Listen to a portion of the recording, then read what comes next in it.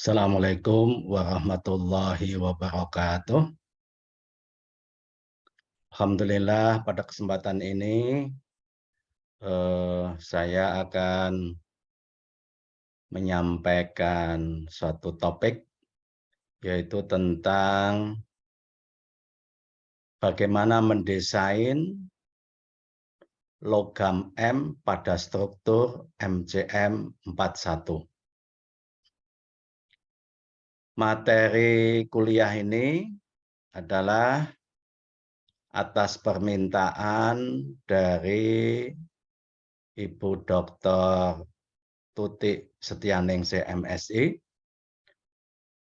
dari Departemen Kimia Fakultas MIPA UB.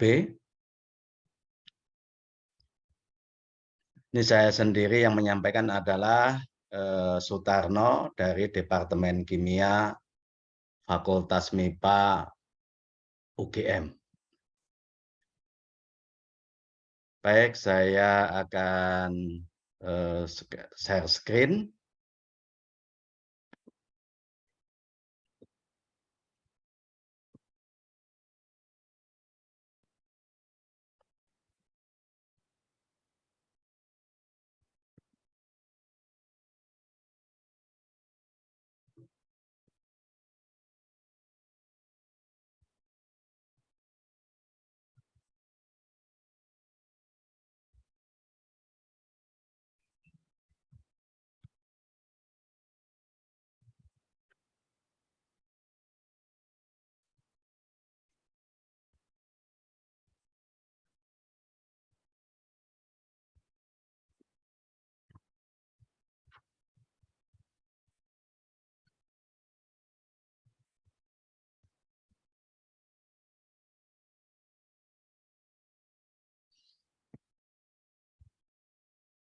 Jadi topik ini adalah bagaimana cara mendesain logam M sebagai kerangka dan non-kerangka dalam struktur MCM 41.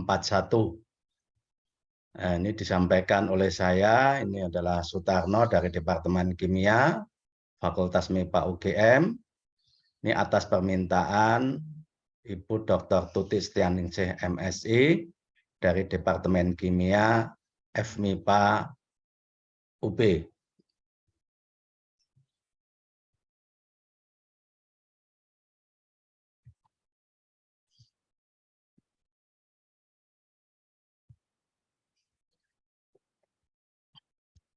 Di materi kuliah ini sebagai pokok bahasan utamanya ini adalah sintesis ZN MCM 41 versus ZNO MCM 41.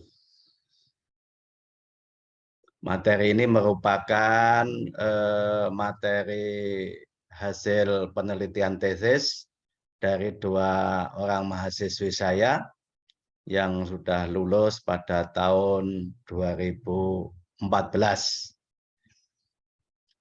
Jadi yang ini adalah sintesis ZN MCM 41. Ini adalah sebagai kerangka. Metodenya ini adalah sama, yaitu dengan sonokimia. Dan nanti aplikasinya ini adalah untuk absorpsi zat warna biru metilen. Kemudian yang satunya ini adalah sintesis ZNO MCM 41. Ini maksudnya nanti ZNO sebagai non-kerangka. Metodenya sama, sonokimia. Tapi nanti aplikasinya ini adalah untuk fotodegradasi zat warna metilen biru.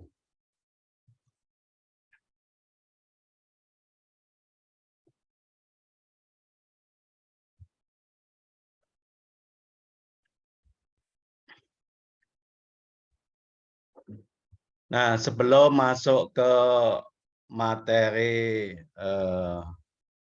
untuk membahas ini, maka terlebih dahulu akan saya sampaikan ini adalah piramida material sebagai dasar pembahasannya. Jadi kita meninjau atau menggambarkan suatu material, ini bisa dinyatakan dalam bentuk suatu diagram piramida. Di sini ada hubungan antara struktur, kemudian dengan proses, dengan sifat-sifat, dan juga dengan performance atau aplikasi dari suatu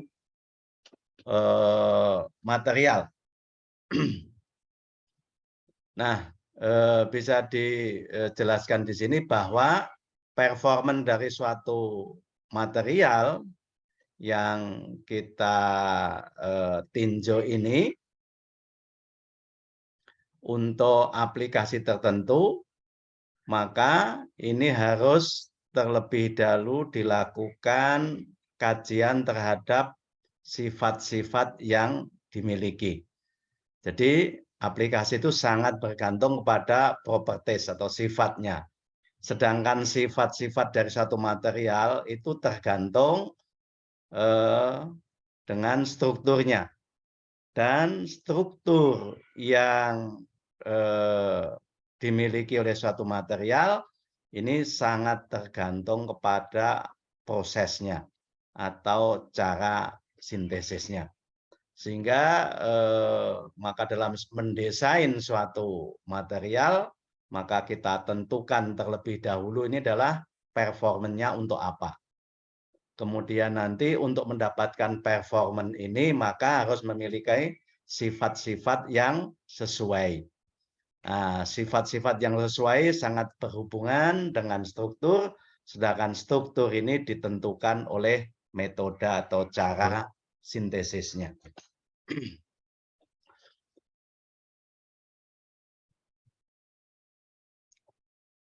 Kemudian kita tinjau sejenak ini tentang apa itu MCM 41. MCM 41 ini adalah singkatan dari mobil Composition of Matter number 41. Ini merupakan salah satu material tergantung material apa termasuk material berpori, ya, kategorinya ini adalah mesopori. Jadi kalau kita membicarakan material berpori, maka kita tahu secara umum itu dibagi menjadi 3 kategori atau 3 klasifikasi. Ini penggolongan berdasarkan IUPAC. Yang pertama adalah material mikropori, itu memiliki diameter porinya itu adalah kurang dari 2 nanometer. Kemudian material mesopori itu antara 2 sampai 50 nanometer. Kemudian material makropori itu memiliki diameter pori lebih besar dari 50 nanometer. Nah, kemudian yang kita tinjau ini adalah MCM 41 yang masuk dalam kategori mesopori. Ini ya, mesopori ini memiliki susunan pori yang heksagonal, bagaimana dalam gambar ini, memiliki diameter porinya ini bisa diatur antara 15 sampai 100 angstrom, atau antara 1,5 sampai 10 nanometer. Nah, kemudian pada kesempatan ini ya, itu ini penyusun kerangkanya itu adalah Si, silisius atau silika murni. Kemudian nanti akan disubstitusi, akan dimasukkan logam lain, yaitu ini logam seng yang merupakan logam transisi. Kalau kita tinjau ini adalah jari-jari kovalennya, ya, jari-jari kovalennya dalam satuan pikometer ini. Ini kalau Si itu 1,11 pikometer. Kemudian ini ada Zn itu 1,31 pikometer.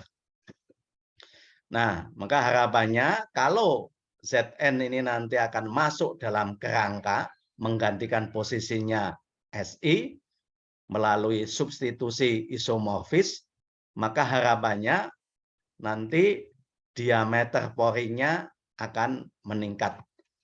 Maka ini salah satu hipotesisnya itu ya, kalau Zn ini berhasil mensubstitusi posisinya silikon dalam struktur tetrahedral kerangkanya ini, maka nanti diameter porinya akan menjadi lebih besar dibandingkan dengan yang MCM41 murni. Kemudian apabila nanti Zn-nya ini berada di luar kerangka, ya, nanti akan menempel di permukaannya ini, maka nanti berarti akan menempel di permukaan, ya, dinding-dinding porinya ini, bagian dalam ini, maka nanti akan menyebabkan diameter porinya akan menjadi lebih kecil, Itu nanti akan memberikan tanda atau bukti bahwa nanti Zn-nya itu adalah sebagai non kerangka. Baik, kemudian ditinjau dari metodenya, maka ini adalah metodenya menggunakan metode sonokimia. Jadi metode sonokimia ini sudah banyak dikembangkan, walaupun mungkin pada historisnya itu sintesis MCM41 itu awal-awalnya adalah dilakukan dengan metode hidrotermal. Hidrotermal ini ya menggunakan pelarutnya air, hidro itu air, kemudian termal itu panas melalui pemanasan. Kemudian berkembang lagi menjadi karena ini membutuhkan temperatur yang tinggi juga, membutuhkan reaktornya itu otoklav yang tahan terhadap tekanan yang tinggi, dan ini dalam sistemnya adalah sistem yang tertutup, maka kemudian ada perkembangannya itu metode atau prosesnya itu adalah metode temperatur kamar. Kemudian temperatur kamar itu adalah waktunya juga, ini keuntungannya temperatur kamar ya, tapi juga lama dan hasilnya memang tidak sebaik kalau menggunakan teknik hidrotermal. Nah, kemudian dikembangkan berikutnya ini adalah dengan metode sonokimia, menggunakan bantuan ini suara atau getaran suara dengan getaran ultrasonik yang nanti akan menimbulkan, ini ada intensitas bunyi atau suara, memberikan tekanan, kemudian nanti akan memberikan efek pembentukan gelombang. Ya, sehingga dengan demikian nanti akan terjadi reaksi, membutuhkan waktu yang tidak terlalu lama seperti pada hidrotermal, tapi juga tidak memerlukan temperatur yang tinggi. Baik, kemudian nanti aplikasinya kita tinjau, ini untuk yang pertama nanti untuk adsorpsi senyawa metilen biru, ataupun juga nanti untuk fotodegradasi, melakukan fotodegradasi ini terhadap senyawa metilen biru. Kalau kita lihat ini ya secara struktur ya, dari strukturnya ini senyawa metilen biru ini merupakan senyawa kationik ya, bermuatan positif. Ini bermuatan positif. Nah, bermuatan positif sehingga nanti dalam proses adsorpsi tadi masuknya Zn tadi, kalau kita kembali lagi sini ya, ini masuknya Zn ke dalam kerangka itu nanti akan menjadikan kerangkanya itu bermuatan negatif, karena kita tahu seng itu bervalensi atau bermuatan 2 positif. sedangkan Si itu bermuatan 4 positif. Sehingga di sini masuknya nanti Zn itu membuat atau menjadikan kerangkanya bermuatan negatif. Bermuatan negatif, sehingga ini ya harapannya nanti kalau Zn ini masuk ke dalam kerangka, itu adalah bisa berfungsi sebagai adsorben untuk senyawa kationik karena kerangkanya bermuatan negatif.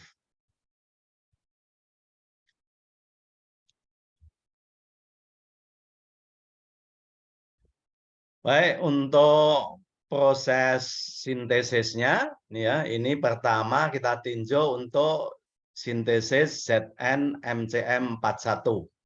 Ini maknanya Zn ini adalah masuk dalam kerangka atau sebagai kerangka. Nanti Zn. Ini dilakukan pada suhu kamar tadi ya, dengan metodenya sonokimia. Kemudian menggunakan templat atau cetakannya itu adalah surfaktan setil trimetil amonium bromida. Nah, setil trimetil amonium bromida. Kemudian dilakukan serangkaian proses.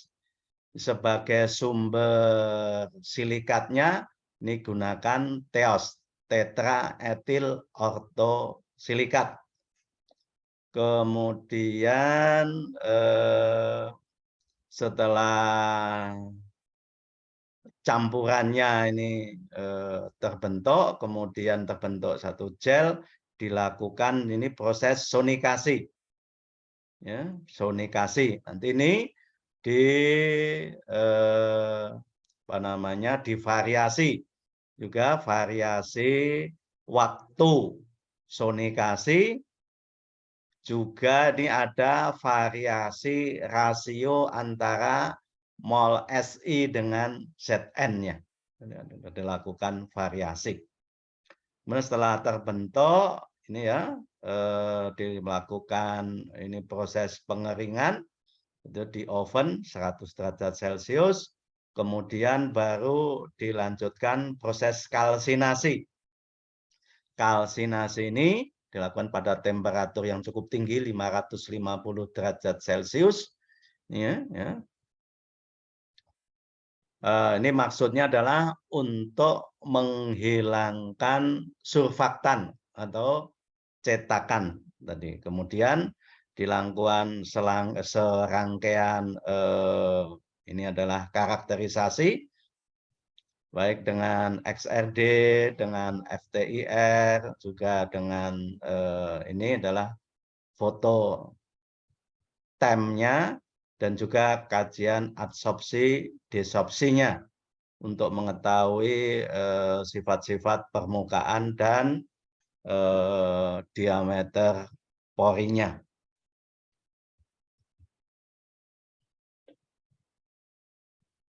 Kemudian setelah diperoleh material Zn-MCM41, kemudian dilakukan uji adsorpsi untuk zat warna kationik metilen biru. Sehingga dilakukan ini adalah variasi waktu kontaknya, variasi waktu kontaknya. Kemudian ini konsentrasi metilen birunya antara sebelum dan sudah adsorpsi ini ditentukan dengan metode UV visible pada panjang gelombang 664 nanometer. Ini ada di daerah visible. Ini proses atau prosedur penentuannya ini bisa dilihat prosedur bakunya ini di standar ASTM nomor sekian ini.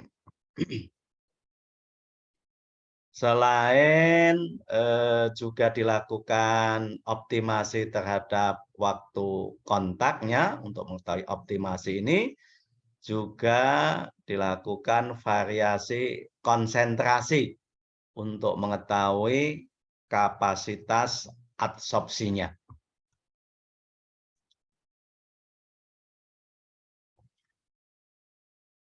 Nah, ini kalau dibuat diagram alirnya secara singkat, ya, ini tahapannya ini adalah membuat campuran reaksi, ada sumber Si sebagai pembentuk kerangka silikatnya, kemudian ini juga ditambahkan surfaktan setil trimetil amonium bromida, ini sebagai template atau cetakan pembentuk porinya.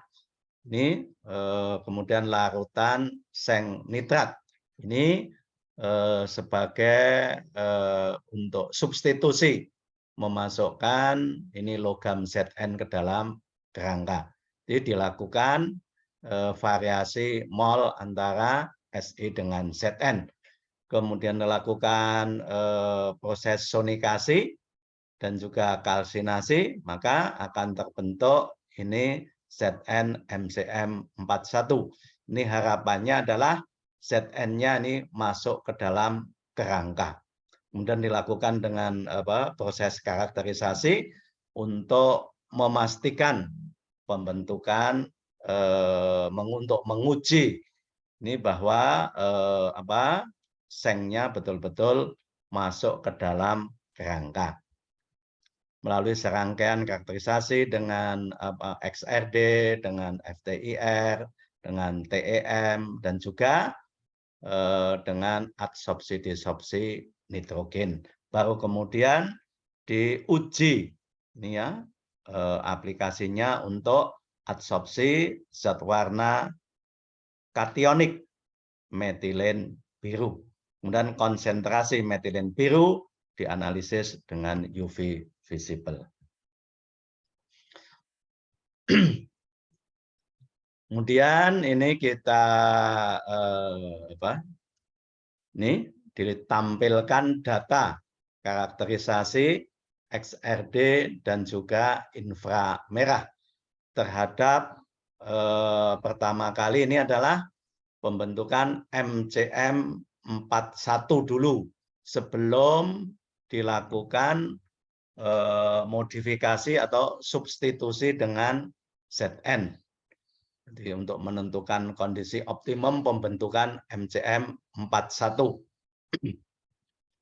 Nah, gambar A ini adalah merupakan MCM41 sebelum kalsinasi dan yang B setelah kalsinasi. Artinya setelah templatenya atau cetakan CTAB-nya dihilangkan. Jadi pertama untuk menguji pengaruh kalsinasi atau hilangnya surfaktan, hilangnya cetakan itu terhadap struktur, ini dilihat dari data XRD-nya. Kemudian untuk mengetahui apakah betul-betul surfaktannya itu telah hilang dari kerangka, ini diuji atau diketahui dengan data IR-nya. Kalau kita lihat di bagian kanan ini, data IR menunjukkan bahwa ini ada puncak-puncak spesifik ya, puncak-puncak spesifik ini yang disebabkan oleh gugus-gugus dari surfaktan. Demikian juga pada daerah ini. Nah, kemudian ini sebelum kalsinasi, kemudian yang B ini setelah kalsinasi, maka puncak-puncak yang memberikan indikasi tadi adanya gugus-gugus dari metilen dan sebagainya tentang adanya dari surfaktan ini telah hilang. Berarti kalsinasi ini dapat menghilangkan surfaktan atau cetak sebagai cetakan dari struktur MCM41. Kemudian efek hilangnya surfaktan ya akibat kalsinasi, pemanasan pada suhu yang cukup tinggi tadi, ini diamati dengan data XRD-nya, dari data XRD-nya. Ada dua fenomena yang bisa kita lihat ini. Secara kuantitatif, maka proses kalsinasi ini meningkatkan intensitas puncaknya. Intensitas puncaknya. Kemudian yang kedua, secara kualitatif, ini hilangnya surfaktan dari pori, ini menyebabkan harga 2θ-nya, ini harga 2θ-nya ini menjadi bergeser ke sebelah kiri, menjadi lebih kecil. Maaf, saya ulang lagi, ini secara kuantitatif dari segi puncaknya, ya, intensitasnya setelah kalsinasi ini meningkat, bahkan peningkatannya ini sangat tajam.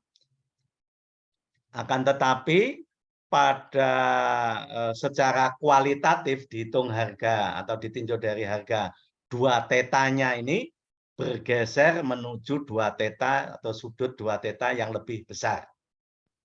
Maknanya apa? Kalau 2θ-nya lebih besar, itu dari persamaan Bragg itu menunjukkan bahwa harga D-spacing-nya menjadi lebih kecil. Nah, jadi maknanya hilangnya surfaktan tentu sebagai penyangga atau sebagai cetakannya itu menyebabkan struktur porinya menjadi lebih kompak, menjadi lebih kecil. Nah, akan tetapi tadi struktur porinya ini menjadi lebih teratur. Ini yang diindikasikan dengan peningkatan intensitas puncaknya. Nah, kemudian ini puncak-puncak ya pada HKL 100, ini 110, 200. Ini adalah puncak-puncak spesifik yang ditunjukkan oleh struktur dari MCM41 mesopori. Baik, jadi dari karakterisasi secara IR dan juga XRD menunjukkan ini terbentuknya MCM41 dengan baik. Dan juga bagaimana efek kalsinasi terhadap hilangnya untuk menghilangkan surfaktan, ini bagaimana pengaruhnya terhadap struktur pori, ini diamati dengan data XRD. Baik. Kemudian ini ditampilkan data XRD untuk ZN MCM41 dengan variasi SIZN yang ini berbeda-beda. Mulai dari A, ini ya, ini kemudian ini dari A, SIZ-nya 33, kemudian B 50, kemudian yang C ini 100, nah kemudian yang D ini 200, kemudian yang E yang paling atas ini adalah MCM41 murni. Jadi semakin ke bawah ini ZN-nya semakin banyak. Semakin banyak. Di masuknya ZN ke dalam kerangka ini bisa kita amati dari data XRD-nya, dari puncak utamanya ini. Maka kalau ditinjau secara kuantitatif intensitasnya, itu masuknya ZN menyebabkan intensitas puncaknya semakin turun. Nah, semakin turun. Ini kemudian secara kualitatif dari harga sudut 2θ-nya, masuknya ZN yang semakin banyak, ini menyebabkan sudut 2θ bergeser ke kiri. Maknanya tadi kalau sudut 2θ-nya bergeser menjadi ke kiri atau lebih kecil, itu D-spacing-nya menjadi lebih besar. Berarti nanti menyebabkan ukuran porinya lebih besar. Nah, ini memberikan bukti seperti hipotesis pada awal tadi, kalau diameter porinya itu menjadi lebih besar, ini menunjukkan bahwa Zn bisa masuk ke dalam struktur kerangkanya. Masuk ke dalam struktur kerangkanya. Dan ini semakin banyak Zn yang masuk, ini diameter porinya menjadi lebih besar, yang ditunjukkan oleh harga 2 theta yang semakin kecil. Tapi ini masuknya Zn yang semakin banyak menyebabkan derajat keteraturan dari porinya atau struktur MC41-nya menjadi semakin turun. Kemudian, nah ini karakteristik penentuan atau karakterisasi untuk pembuktian MC41 itu kita menggunakan XRD dengan sudut kecil. Ya, di sudut kecil biasanya ini adalah sekitar di bawah 5 derajat itu ya, puncak-puncaknya akan muncul. Nah, kemudian ini yang di sebelah kanan ini juga untuk pembuktian di sudut besar ini diberikan standarnya ini adalah ZNO. Nah, ini untuk menguji apakah Zn-nya tadi itu masuk ke dalam kerangka atau cuma nempel di luar kerangka. Kalau nempel dia di luar kerangka atau non kerangka, yang paling mungkin ini adalah terbentuk padatan oksida ZNO. Maka ini diberikan standarnya SNO. Maka juga ini menunjukkan bahwa masuknya Zn ini ya tadi dengan metode secara langsung tadi ini menunjukkan bahwa ZNO tidak terbentuk. Tidak terbentuk berarti Zn memang bisa masuk ke dalam kerangka.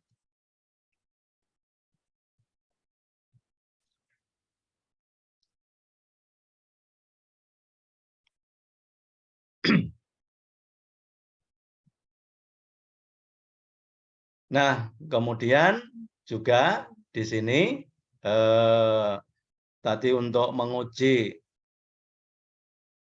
masuknya Zn ke dalam kerangka atau tidak ini juga ini dibuktikan oleh ini adanya vibrasi stretching antara TOT.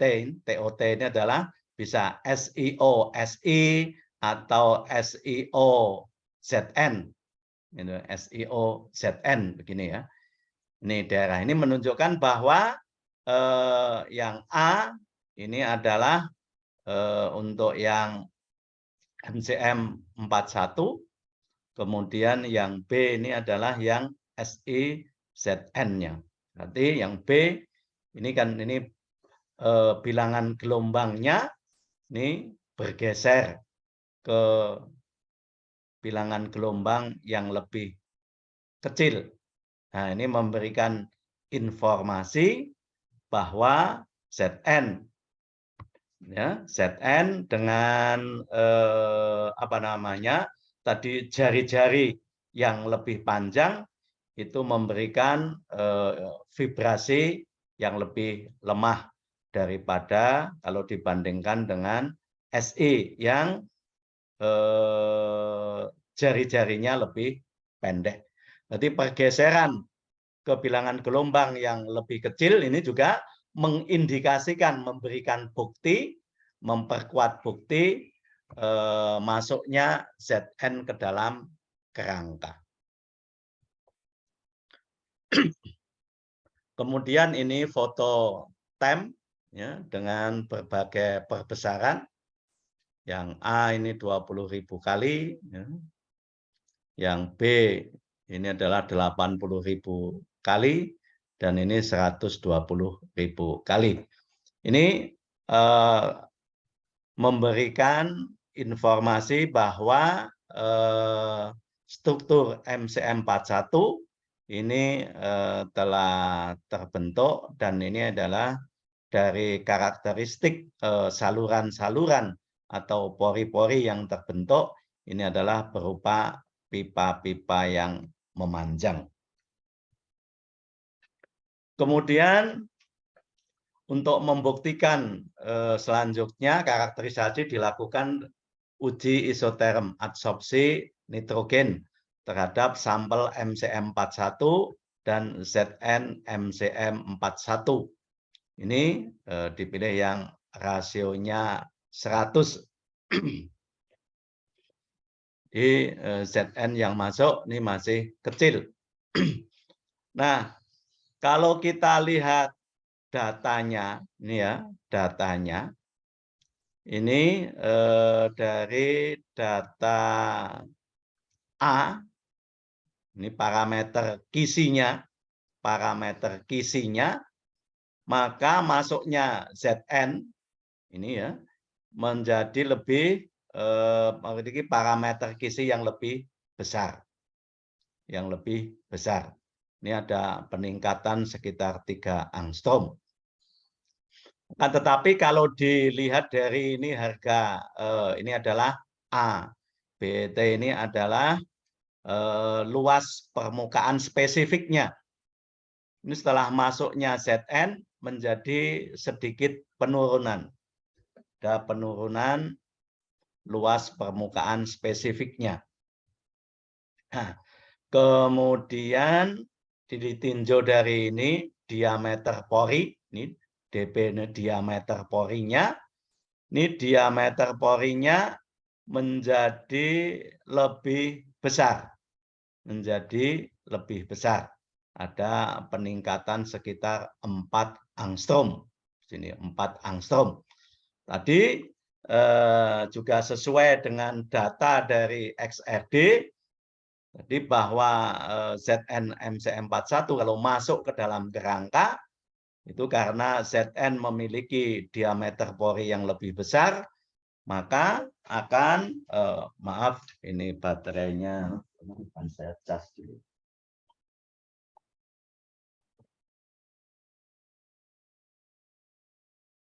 Baik, saya ulang lagi.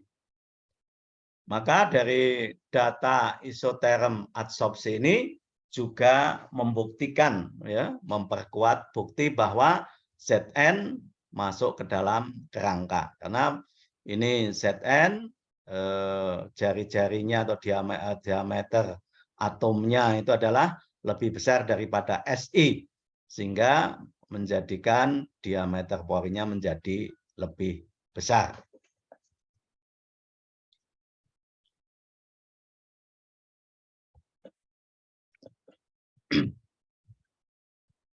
Kemudian dari serangkaian karakterisasi tadi sudah menunjukkan bahwa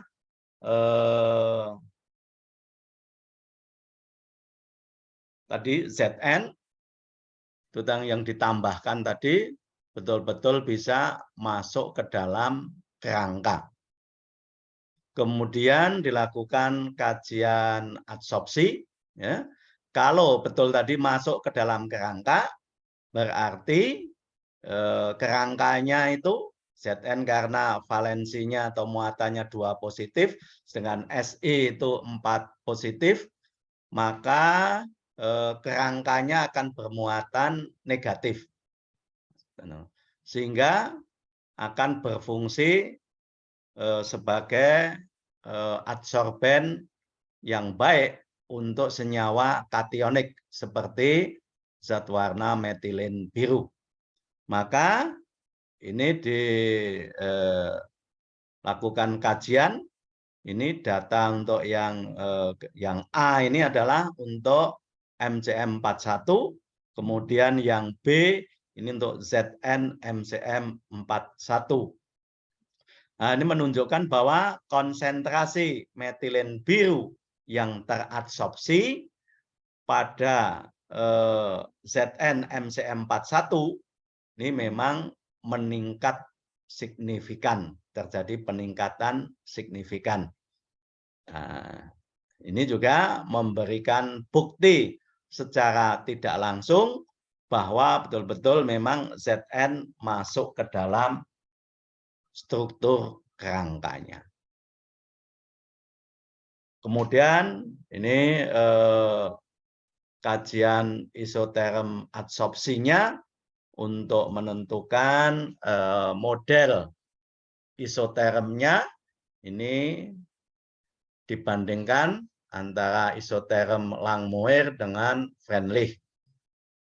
Maka setelah diuji, ini maka dari harga R kuadratnya, ini bahwa yang model isoterm Langmuir ini lebih mendekati 1. Baik untuk yang sampel MCM41 maupun ZN MCM41 dibandingkan dengan model isoterm Freundlich. Sehingga di sini dipilih model isoterm Langmuir. Kemudian dari data isoterm Langmuir ini didapatkan juga bahwa kapasitas adsorpsinya, ini kapasitas absorpsi ini antara MCM41 dibandingkan dengan ZN MCM41, maka ini setelah ZN masuk ke dalam kerangka, ini mengalami peningkatan yang sangat signifikan. Ini mungkin hampir 2,5 kalinya, ya, hampir 2,5 kali. Ini ZN MCM41 memiliki kapasitas absorpsi yang lebih besar. Di kapasitas absorpsi terhadap metilin biru, maka yang MCM termodifikasi ZN ini lebih besar daripada MCM41. Maka dari data ini bisa dibuktikan, tadi terbukti bahwa tadi untuk mendesain logam masuk ke dalam kerangka yang dilakukan dengan metode sonikasi secara langsung ini telah berhasil.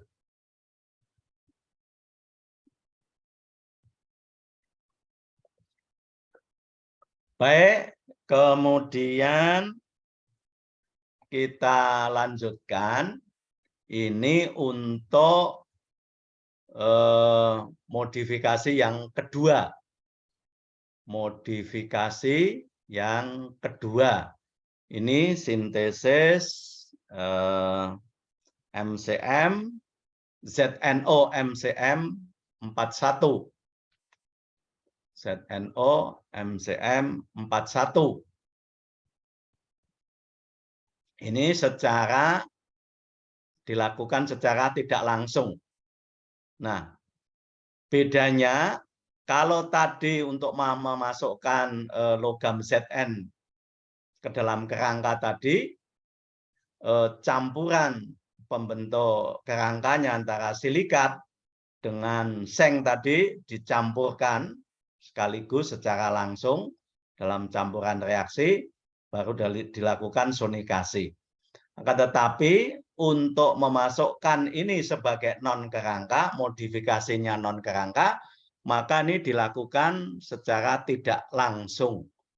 Maksudnya ini MCM41 terbentuk terlebih dahulu, ya, setelah terjadi secara sempurna, sudah ini dilakukan kalsinasi segala macam, maka baru ditambahkan sumber atau prekursor untuk sengnya, gunakan seng asetat di sini.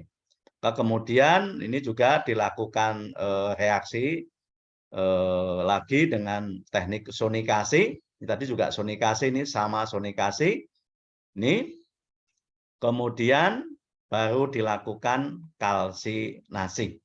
Di bedanya di sini struktur MCM41 telah terbentuk, kemudian baru ditambahkan ini sumber ZN-nya.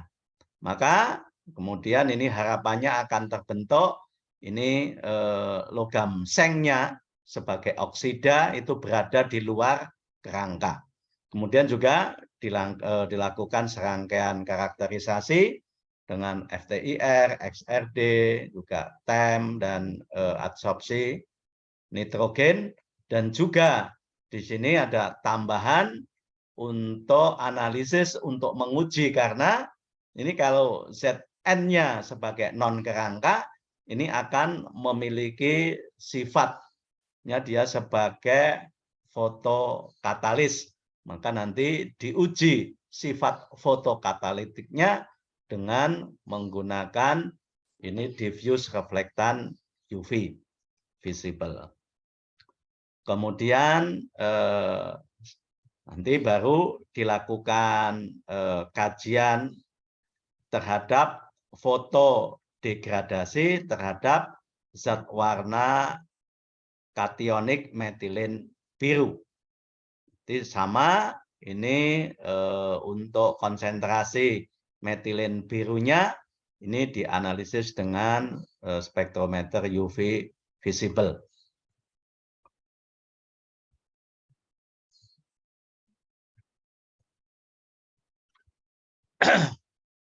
Nah, di sini bagaimana proses fotodegradasi zat warna metilin biru ini oleh ZNO, ya. Nanti akan dibandingkan ini menggunakan ZNO.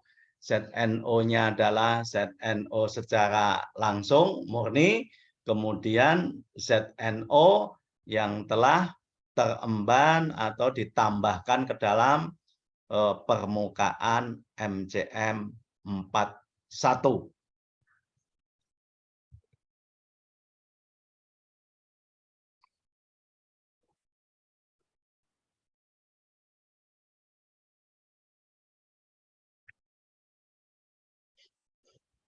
Nah, ini data XRD variasi data XRD MCM41 dengan berbagai variasi waktu sonikasinya.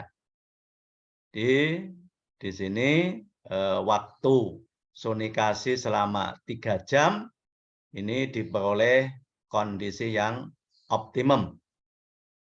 Ini dibuktikan dengan data-data dari XRD yang memiliki intensitas relatif yang paling tinggi ini. Sehingga tadi dasarnya untuk modifikasi tadi digunakan waktu sonikasi 3 jam ini sebagai kondisi optimum untuk modifikasi menambahkan Zn secara tidak langsung. Kemudian di sini ini ada data parameter Kisi dan juga ini ada harga D XRD. Ini D XRD ini adalah pendekatan penentuan diameter pori, ya, atau perkiraan harga diameter pori dengan menganggap bahwa tebal dinding pori itu adalah untuk material silikat atau aluminosilikat itu adalah 1 nanometer atau 10 angstrom. Sehingga ini D diameter tebal dinding diameter porinya ini diperoleh dari parameter Kisi, kemudian dikurangi dengan tebal dinding pori yang dianggap konstan 10 angstrom atau 1 nanometer. Sehingga ini juga didapatkan harga diameter. Ini adalah model pendekatan yang lebih akurat, sudah barang tentu. Ini harga parameter Kisi sudah dihitungkan, ini adalah penentuan baku berdasarkan data XRD. Sedangkan untuk diameter pori biasanya nanti ditentukan itu dengan isoterm adsorpsi desorpsi nitrogen. Tapi ini adalah cara pendekatan.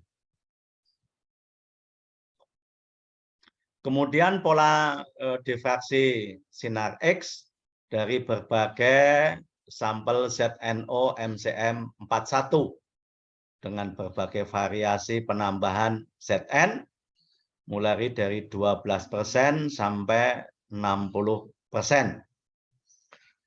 Maka kalau diamati di sini bahwa penambahan Zn yang semakin banyak ini juga menyebabkan ini puncak-puncak difraksi dari MCM41 ini semakin rendah. Semakin rendah berarti semakin merusak struktur dari MCM41. Tapi ini sampai 36% penambahan ini masih bisa dipertahankan struktur MCM41-nya. Kemudian untuk menguji keberadaan ZNO-nya, ini ya ZNO-nya, maka dilakukan pengukuran XRD pada sudut besar. Dengan ini merupakan standar dari ZNO-nya. Nah, tadi pas sampai 36%, jadi ini karena konsentrasinya tadi mungkin ini belum cukup memadai, tetapi pada konsentrasi yang lebih besar ini nampak ya bahwa ZNO yang ditambahkan itu adalah betul-betul dari sudut besar ini sebagai non kerangka. Dari Zn yang ditambahkan adalah sebagai non kerangka atau sebagai ZNO. Ini dibuktikan dari data XRD-nya.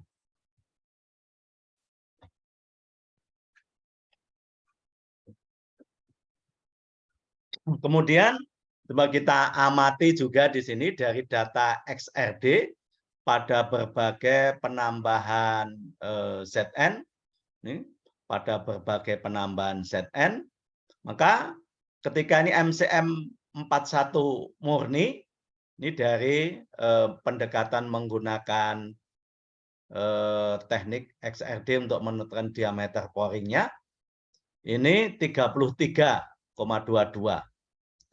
Maka seiring dengan penambahan Zn, ini diameter porinya semakin turun sampai yang 36%, ini tinggal 31,91.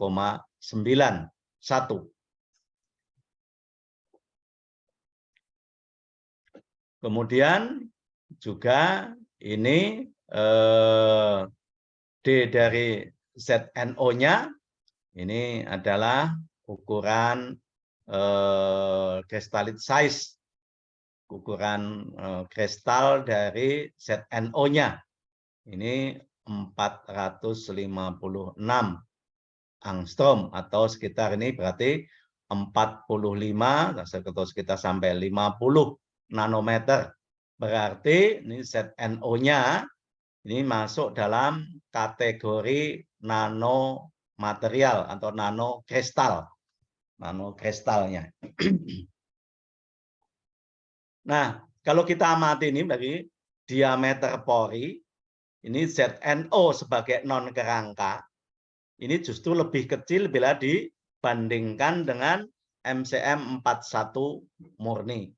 Nah, ini memberikan bukti atau dukungan ini memang Zn yang ditambahkan tadi berada di luar kerangka MCM41-nya.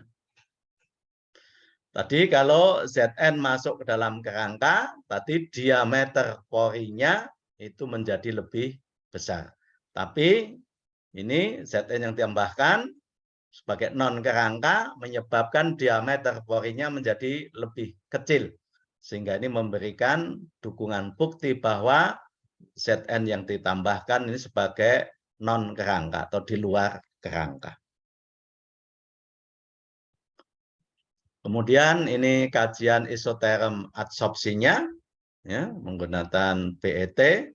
Ini juga memberikan bukti yang lebih akurat diameter pori.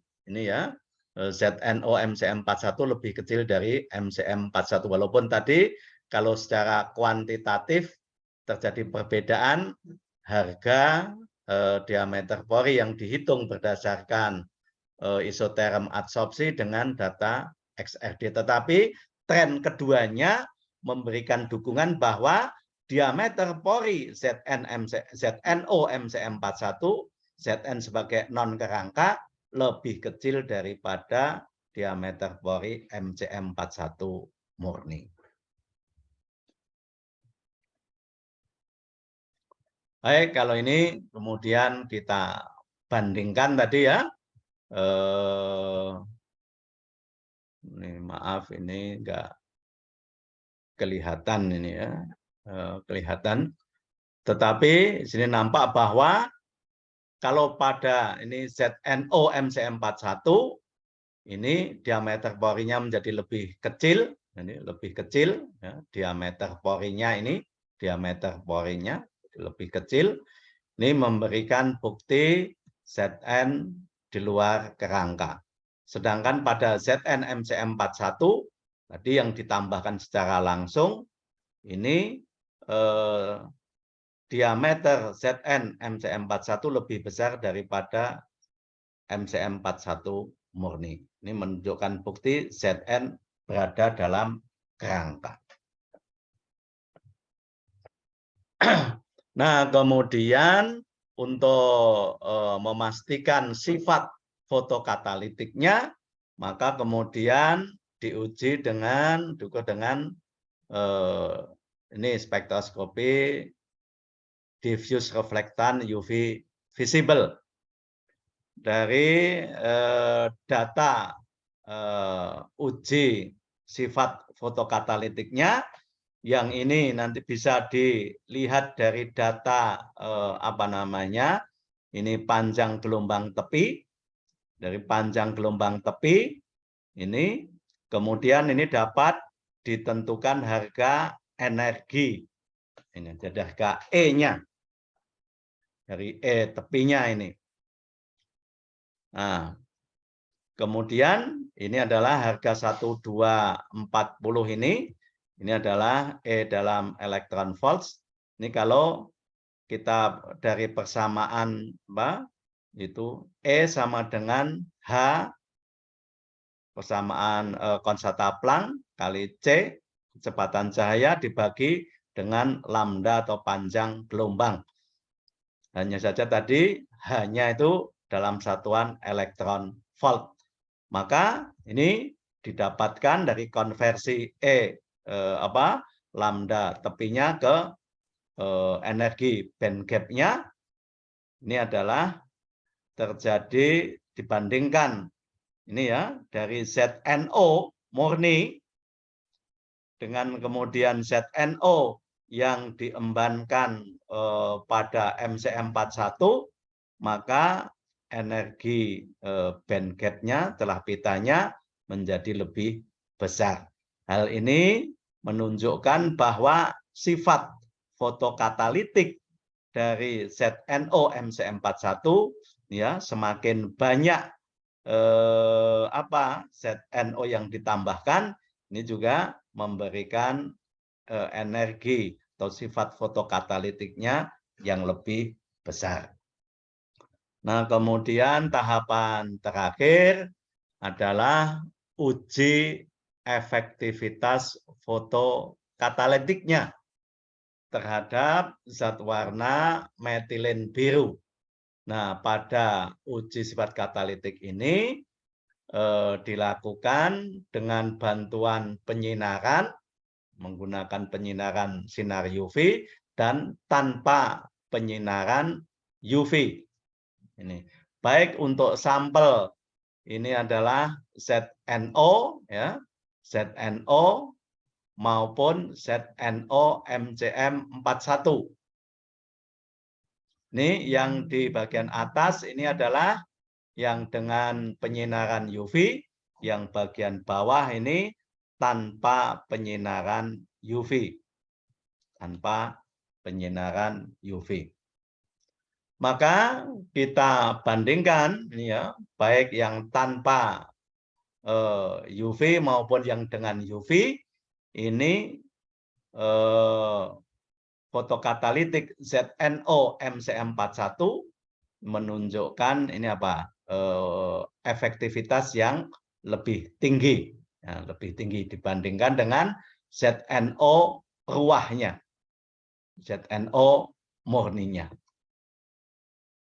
Nah, kemudian ini adalah data-data hasil ini ya, uji efektivitas foto katalitiknya. Sehingga dari kajian ini menunjukkan bahwa ini ZNO MCM41 ini memang berhasil ya. Ini masuk atau posisinya itu berada di luar kerangka dan memiliki efektivitas fotodegradasi untuk zat warna metilin biru yang lebih besar dibandingkan dengan ZNO murni. Sudah barang tentu yang dengan bantuan sinar UV ini lebih tinggi daripada yang tanpa UV.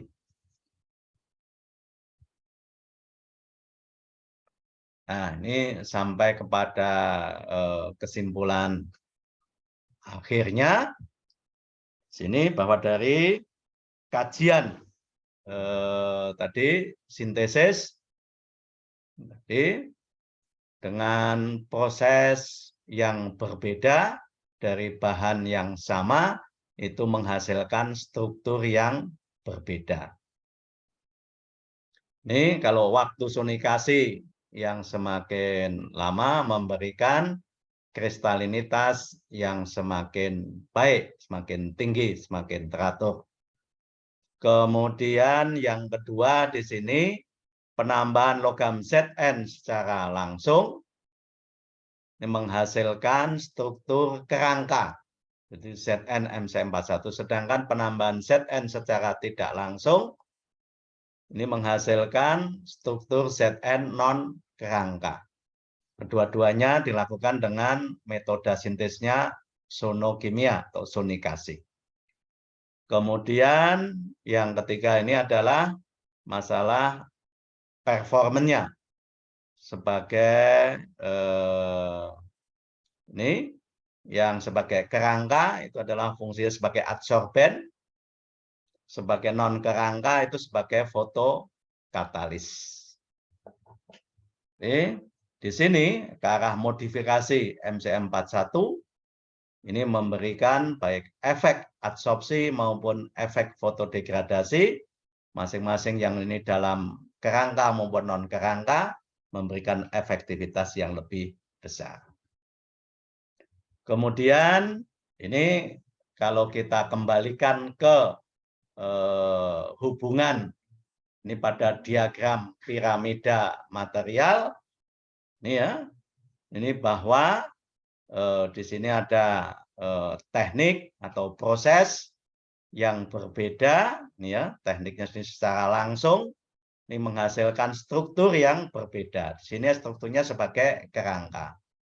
Struktur yang berbeda ini struktur ini akan mempengaruhi sifatnya, propertiesnya. Ini kerangkanya menjadi bermuatan negatif. Dari properties atau sifatnya ini akan memberikan performance yang berbeda. Ini sebagai adsorben. Sedangkan di sebelah kanan di sini metode prosesnya secara tidak langsung memberikan strukturnya ini sebagai non kerangka, sifatnya sebagai fotokatalis, ini maka aplikasinya untuk fotodegradasi. Baik, saya kira ini yang bisa saya sampaikan. Ini ya, saya sampaikan terima kasih kepada khususnya Ibu Dr. Tuti Setianingsih yang telah memberikan kesempatan kepada untuk menyampaikan materi yang berkaitan dengan sintesis dan karakterisasi material. Sekian, wassalamualaikum warahmatullahi wabarakatuh.